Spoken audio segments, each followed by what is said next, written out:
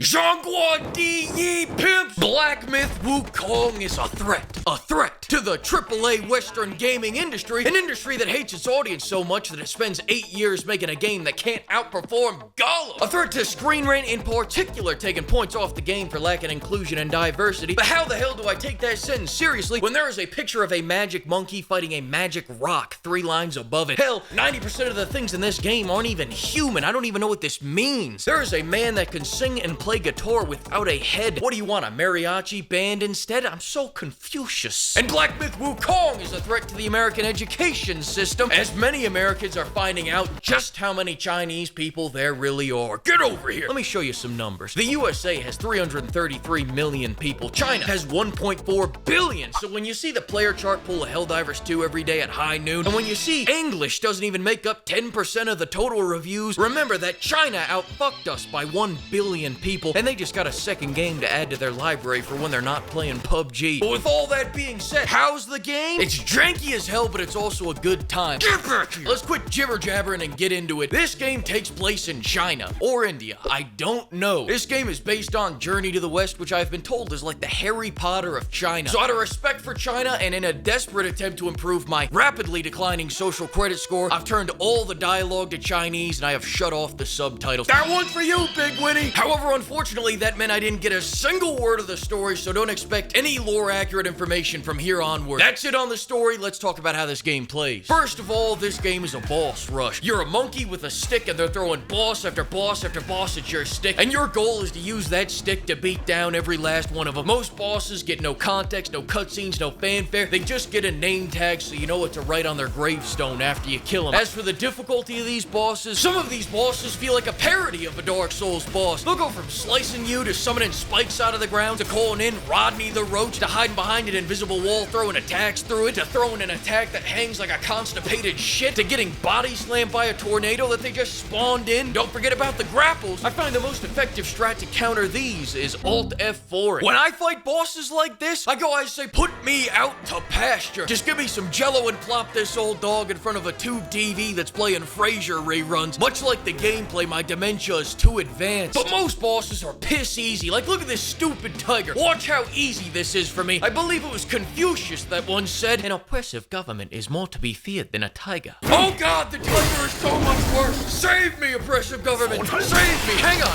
Jojo Walter, Yapo Sing Deng She Fu. Confucius says some wild shit. Many people compare this game to Dark Souls, and I can definitely see it in some ways. But my only problem with that comparison is that you wouldn't believe how horribly you can play this game and still succeed. I have so many boss fights where I accidentally beat them while throwing down some of the worst combos you've ever seen. I'm talking horrible, truly appalling gameplay, like someone just handed a stroke victim a controller 5 seconds after it happened. That's what I'm talking about. And yet here I am, failing forward. Get over here. You see that boss? My aura just killed him. I did not beat these bosses by learning their mechanics. I did not improve myself, look up guides, overcome them with skill. I wallowed in self-pity until my enemies destroyed themselves. Don't get good, get lucky. Skill fills a man's hands, gambling fills a man's heart. Now how does that combat feel? When my spells aren't on cooldown and I still have mana for the first 30 seconds of the fight, it's otherworldly. The flow is stupendous, the spinning outrageous, the style unmatched. I feel fly as hell. I feel like I could take on the entire US military. 30 seconds later when all my spells are on cooldown or I get blue barred, I feel like a hobo on crack fighting my hallucinations. It feels like Dark Souls if my guy just couldn't stop spinning and flipping with every attack. And you may have noticed the light attacks do the damage of a nerf sword, but don't worry. You don't do these as much for the damage as you do them to charge up the heavy attack, and that feels like a proper punch. Upgraded even more and it feels like a nuke. Upgraded all the way and it feels like a completely different game. You're breaking legs, somehow you got a Mossberg, you turn into an unstoppable agent of chaos. Drilling directly into what makes this game unique, let's talk about the spells. 3 of the things on the skill wheel are just micro doses of power, little helpers, like the glue to your combos, if you will. One of them lets you teleport behind them then attack, one of them lets you freeze a boss in place, and pluck of many ensures that you don't die alone. Now anyone that plays this game will notice I left out Rock Solid, and that is because Rock Solid is liquid ass. Congratulations, you just tanked that first attack, but in 1987, Street Fighter invented the combo. The idea that one attack can be followed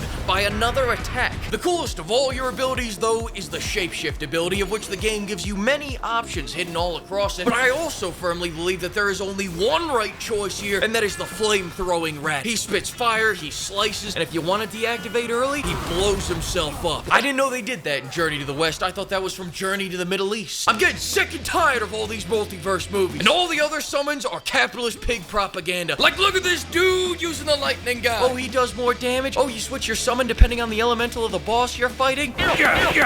Descent like that's gonna get you sent to the labor camps, Guaylo. I'll flamethrow lava before I betray my special boy. Rat till I splat, praise Buddha. Gotta talk about my gripes with the combat. First off, skill wheels with cooldowns make me want to commit a felony. Second, I feel like a goddamn pilot with how many meters, timers, and bars I have to watch every time I get into combat. You have not only your cooldowns and all your magic, but you also got a mana bar, cooldown for the Yagwai, the health bar, the focus bar, and don't forget that the Monkey King also has to watch out for an asthma attack on that stamina bar. You can fly on a cloud, but old Curious George still has to watch out for a case of the wheezes. By the way, you can't just swap out your health potions for mana potions like in Dark Souls. To get mana recovery sometime after chapter 3, you have to go find some weak items hidden halfway up Sun Tzu's ass in a secret area, and I'm already a monkey. I don't need the pox too. I was gonna talk about how Stellar Blade has much better flow and how they integrated a lot more of these action mechanics much more smoothly, but there's no point in pitting these two dogs against each other. Gaming is in its century of humiliation. It's had its balls chopped off and now they're being kept in a British museum. Good enough is great in times like these. Back to the positive, 3 different fighting stances is fantastic. You love to see different fighting stances in games. Jade Empire, Saints Row 2, Yakuza, all the greats have this. It's one of my favorite features. That being said, Slam Gang for life, the other 2 styles are shit, and if you use Pillar, you should be sent to the Chinese labor camps. Speaking of side activities, I thought the singing minigame felt very out of place. I think that it's just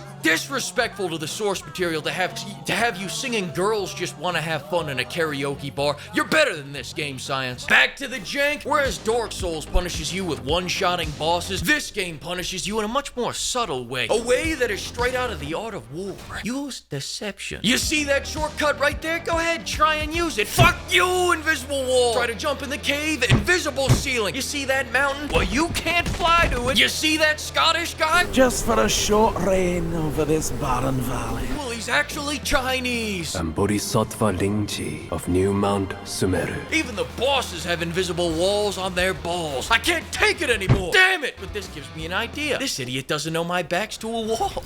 Use environmental factors to your advantage. Shit! I mean, know yourself and your enemy. I knew our enemy couldn't come down here with us, and that's why I let him do that. Art of war. I tell him to fix this, but you know what? If China doesn't care, I don't care. I think hyper-realistic graphics paired with invisible walls everywhere is chic. It's empowering. It's the future. Now to cap all of this off, you need to know that this game is loaded with secrets. Secret items, secret areas, secret bosses, many secrets, and I won't spoil any of them except for one. Because this one is so crucial to enjoying this game that you can't leave this video without seeing it. Are you ready? Because if you want to have fun playing this game, you have to go to this area first. Follow me.